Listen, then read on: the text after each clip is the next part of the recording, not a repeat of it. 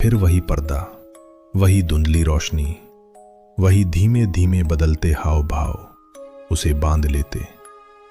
आज सुबह जब लिफाफा मिला तो पहली बार उसे ये लगा जो वो देख रहा था वो इत्तेफाक नहीं था।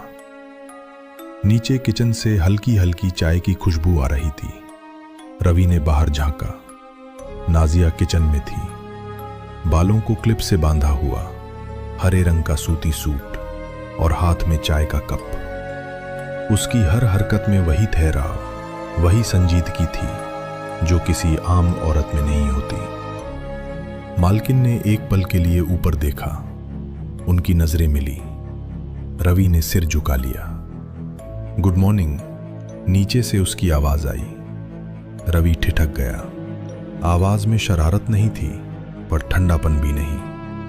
वो नीचे भागा, वैसे ही बिना शर्ट पहने, सिर्फ टी शर्ट में। सीढ़ियां उतरते वक्त दिल जैसे तेजी से धड़क रहा था।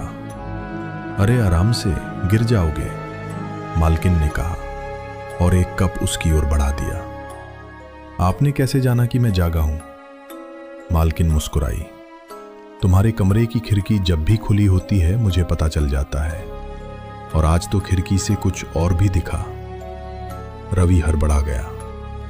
जी माफ कीजिए अगर मैंने कुछ कहा, उसने बीच में ही टोका। उसकी आंखें अब भी शांत थीं, लेकिन उनमें हल्की सी चमक थी। वैसे शहर वाले लड़के बड़े सीधे दिखते हैं, लेकिन होते नहीं।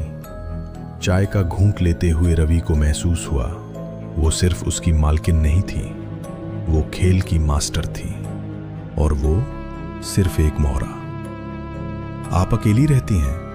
रवि ने पूछ ही लिया। हाँ, उसने जवाब दिया। और ऐसा ही ठीक है, लोग साथ होते हैं तो सवाल बढ़ते हैं। और डर? रवि ने अनजाने में पूछ दिया। मालकिन की मुस्कान धीमी हो गई। उसने नजरें दूसरी ओर फेर ली। डर उन्हीं को लगता है जो सच से भागते हैं, और सच ये है कि यहां से ज्यादा सुरक्षित जगह कहीं नहीं। उस वक्त रवि ने नहीं जाना कि उसकी ये बात कितनी गहरी थी। उस दिन शाम को जब वो ऑफिस से लौटा तो देखा उसके कमरे की खिड़की के सामने की खिड़की बंद थी।